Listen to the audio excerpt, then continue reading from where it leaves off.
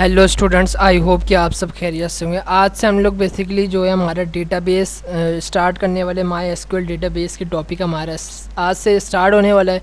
सही है। और यही हमारी जो प्लेलिस्ट है जिसके अंदर तमाम जितनी भी हमारी एसक्यूएल से रिलेटेड वीडियोस वगैरह हैं वो यहाँ पे हम लोग अपलोड करेंगे। सही है। फर्स्ट में हम लोग जो देखने वाले हैं वो हमारा माई एसक्यूएल डेटाबेस है। सही है। पहले हम लोग इस डेटाबेस को समझ लेते हैं कि ये डेटाबेस होता क्या है और ये जो है हमारा माई एसक्यूएल ये चीज़ क्या है। ठीक है। अगर हम लोग माई को देखें तो माई का मतलब तो सिंपल में ही होता है, और एसक्यूएल का मतलब एसक्यूएल की जो फुल फॉर्म अगर देखें तो वो होती है स्ट्रक्चर क्यूरी लैंग्वेज। सही है।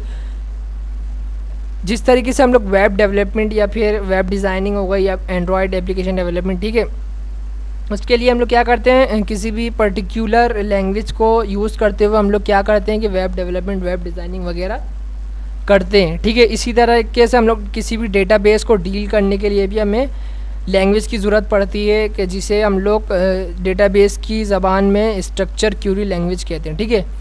इसी क्यूरी के ज़रिए से हम लोग डेटाबेस के अंदर डेटा को इंसर्ट करवा सकते हैं, डेटा को रिट्रीव करवा सकते हैं, XYZ जितना भी हम लोग डेटाबेस से रिलेटेड काम है इसी लैंग्वेज के थ्रू कर सकते हैं। ठीक है। अब उसके बाद बात आती है डेटाबेस। ठीक है। अगर हम लोग डेटाबेस जो हैं दो बेसिकली अलग अलग नाम है। ठीक है।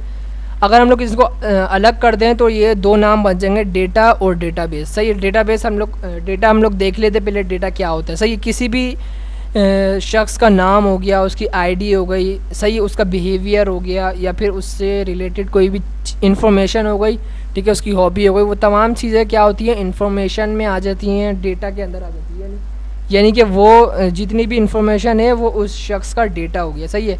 अब नादरा की मिसाल ले ले। अब हमारी जितनी भी इंफॉर्मेशन होती है, हमारा घर का एड्रेस वगैरह हो गया, तो हमारा जितना भी डेटा होता है वो क्या होता है, नादरा के पास होता है। और वो भी नादरा के पास ऐसा होता है कि वो भी उनके पास एक डेटाबेस बना हुआ होता है और उसमें वो लोग स्टोर करते हैं। ठीक है। ना कि वो किसी किताबों वगैरह में लिखते हैं। ठीक है। डेटा तो हम समझ लिए हमने क्या होता है। ठीक है। अब बेस होता है बेसिकली किसी भी चीज़ को रखने की जगह होती है। मिसाल के तौर पर आप हम लोग अगर बुक रेक की बात कर लें, किसी भी लाइब्रेरी वगैरह में जाते हैं तो वो किताबें जो होती हैं किसी फॉर्मेट के अंदर किसी लैब में या फिर किसी रेक के अंदर रखी हुई होती हैं। सही है। और उस बुक्स के अंदर क्या होता है, इन्फॉर्मेशन होती है। सही है। अब जितनी भी बुक्स वगैरह हैं उनको क्या किया हुआ हमने, तरतीब से रखा हुआ है किसी रेक के अंदर। सही है। अब डेटा को हम लोग अगर किसी तरतीब के साथ किसी जगह पर रखें, सही है, तो हम लोग उसको क्या कहते हैं, बेस कहते हैं। यानी कि वो डेटाबेस को हम क्या कर रहे हैं, किसी जगह पे रख रहे हैं। अगर हम लोग इन दोनों को मिला दे तो वो बेसिकली बन जाता है डेटा को स्टोर करने वाली जगह। Database is equals to data store space, हम लोग इसको ये भी कह सकते हैं। ठीक है। डेटाबेस को स्टोर करने की जगह। ठीक है। अब डेटाबेस को स्टोर करने के हमें बहुत सारे प्लेटफॉर्म मिल जाते हैं, जैसे कि हम लोग माई एसक्यूएल, सही है, एसक्यूएल हो गया, फायरबेस हो गया, इसके अलावा भी बहुत सारे हैं। तो हम लोग इसमें जो यूज़ करने वाले हैं वो हम लोग माई एसक्यूएल यूज़ करेंगे। ठीक है। और उसके लिए हमें क्या, सबसे पहले एक हमारा जो सॉफ्टवेयर है जिसको हम लोग क्या करेंगे, डाउनलोड करेंगे। ठीक है। तो उसके लिए हम लोग क्या करेंगे, सिंपली हमें क्रोम ब्राउज़र ओपन कर लेना। जब तक हम लोग वो डाउनलोड करके मैं प्रोसेस आपको बता देता हूँ ताकि हमारा जो है इंस्टॉलेशन वगैरह भी हो जाए और हम लोग जैम्प वगैरह को भी समझ लें। ठीक है। ये फर्स्ट में हम देख लेते हैं जैम्प। सिंपली आपने जैम्प डाउनलोड लिखेंगे तो ये इसकी ऑफिशियल वेबसाइट से ही आपने इसको उठाना है। ठीक है। अदरवाइज़ अगर इधर से उठाएंगे ना तो आपको जो है वर्जन वगैरह पुराना मिल जाएगा। ठीक है। यहाँ पे आपने सिंपली क्या लिखना है, जैम्प डाउनलोड। सही है। फर्स्ट वेबसाइट यहाँ पे आ जाएगी अपाचे की, तो इसी वेबसाइट से आपने इसको उठा लेना है। ठीक है। विंडो के लिए भी अवेलेबल, ये मैक्स लिनक्स वगैरह तमाम जितने भी ऑपरेटिंग सिस्टम में उनके लिए अवेलेबल है। ठीक है। 64 बिट में उठाना है, 32 बिट में उठाना है, जो आपकी सिस्टम की रिक्वायरमेंट है उसके मुताबिक आपने सिंपली इसको यहाँ से डाउनलोड कर लेना है। यहाँ से डाउनलोड करने के बाद छोटी सी ये सॉफ्टवेयर है। ठीक है। बहुत जल्द डाउनलोड हो जाएगा ये। तो मेरे पास तो ये ऑलरेडी डाउनलोड हुआ हुआ है तो मैं यहाँ पे इसको डाउनलोड नहीं करूँगा। सही है। डाउनलोड होने के बाद जो है ये आपके पास दिस पीसी में अगर हम लोग आएँ तो ये डाउनलोड का ऑप्शन यहाँ पे खोले तो ये यहाँ पे आ जाएगा। सही है। सिंपली जिस तरीके से आप नॉर्मल सॉफ्टवेयर इंस्टॉल करते हैं बिल्कुल इसी तरीके से इसको भी सिंपली आपने इंस्टॉल कर लेना। मेरे पास हुआ है वरना मैं आपको करके दिखा देता। ठीक है, नेक्स्ट नेक्स्ट करके। सही है। और आखिर में एक दो ऑप्शन भी आते हैं वहाँ पे ना, आप लोग अगर डेस्कटॉप के ऊपर क्लिक करेंगे ना तो ये क्या होगा कि डेस्कटॉप के ऊपर आपके पास यहाँ पे आ जाएगा। नहीं तो अगर नहीं आएगा ना तो फिर आपने परेशान नहीं होना। सर्च बार में आपने सिंपली XAMPP लिखेंगे ना तो ये फर्स्ट में आपको नज़र आ जाएगा, XAMPP कंट्रोल पैनल। आप जैसे ही इसको एंटर मारेंगे तो कुछ इस तरीके का जो हमारा लेआउट है नज़र आएगा आपको। सही, अपाचे हो गया और ये MySQL। ठीक है, इसी की हमें बेसिकली ज़रूरत पड़ेगी अपने जो हमारे डेटाबेस से कनेक्शन करने के लिए और डेटाबेस को लाइव देखने के लिए। ठीक है, अब ये हमारा XAMPP कंट्रोल पैनल हो गया। अब ये है क्या चीज़ और हम लोग ये जो हम लोग किस लिए यूज़ करेंगे और क्या नीड है इसकी कि हम लोग इसके बगैर हम लोग डेटाबेस को लाइव नहीं देख सकते। ठीक है, अब XAMPP करता क्या है कि हमारी जो है हमें सपोर्ट करता है, हमारा जो लिंक है वो हमारा जो हमारे लाइव जो हमारा डेटाबेस है उससे हमें कनेक्ट करने में मदद देता है। ठीक है, अब दो चीज़ें हमें प्रोवाइड की जाती हैं। सही, एक अपाचे हो गया और हमारे पास एक MySQL। ठीक है, अब इन दोनों को हम लोग जैसे ही स्टार्ट करते हैं ना तो फिर हमें एक पोर्ट नंबर दे दिया जाता है, इसके नीचे अभी आ जाएगा थोड़ी देर से। ठीक है, फिर उस पोर्ट नंबर की मदद से हम लोग क्या करते हैं कि हम लोग अपने जो हमारा डेटाबेस है उससे हम लोग डायरेक्ट जाके क्रोम ब्राउज़र के ऊपर अपना डेटाबेस को देख सकते हैं। ठीक है, अगर हमारे ये दोनों ऑप्शन बंद हो, सही है, और फिर उसके बाद हम लोग इस जो पोर्ट नंबर होगा उसको कॉल करें तो हमारा जो है डेटाबेस हमारा शो नहीं होगा। सही है, अगर मिसाल के तौर पर हमने अपाची वाला स्टार्ट किया हुआ और ये MySQL बंद है। ठीक है, अब हम लोग डेटाबेस तक तो पहुंच जाएंगे लेकिन क्या होगा, हमारा डेटा नज़र नहीं आएगा। ठीक है, इसलिए दोनों की जो कि स्टार्ट होना लाजमी है। यहाँ से आप लोग दोनों को स्टार्ट करेंगे। ठीक है, अब हम बैक आते हैं ताकि जो है हमारा हमें पोर्ट नंबर नज़र आ जाए जल्दी से। चलो, जब तक कि हम लोग ऐसा करते हैं कि अपने क्रोम ब्राउज़र में आ जाते हैं ताकि हमारा अभी पोर्ट नंबर ये आ नहीं रहा, नहीं तो ये यहाँ पर आता है। ठीक है, अभी थोड़ी देर से आ जाएगा। ठीक है, आपने करना क्या है, सर्च बार में लोकल होस्ट, यहाँ पे लोकल होस्ट लिखेंगे और इसके अलावा यहाँ पर आपने स्लैश लिखना है और यहाँ पर PHP my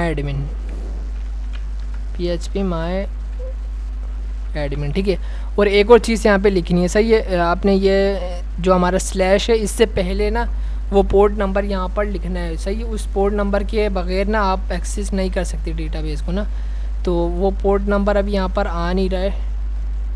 सही है, अगर हम लोग कॉन्फ्लिक्ट में जाएं और यहाँ पर मैं कंट्रोल F करते हैं और यहाँ पे लोकल होस्ट सर्च करते हैं तो यहाँ पर लोकल होस्ट आ रहा है। सही है, यहाँ पर आप लोग आकर देख सकते हैं, यहाँ पर भी हमारा बेसिकली पोर्ट नंबर यहाँ पे अगर नज़र आ जाए तो अच्छी बात है।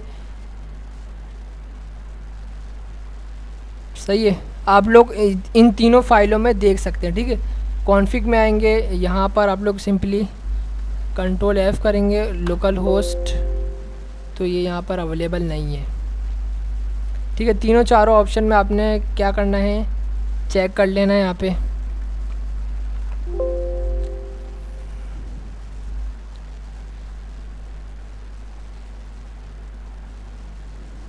इसके अलावा आप लोग MySQL में देख लें, यहाँ तो होता नहीं है, यहीं देख लेते हैं। सारे ऑप्शन में आप चेक कर लें, यहाँ पे कहीं पे भी आपको पोर्ट नंबर मिल जाएगा। ठीक है,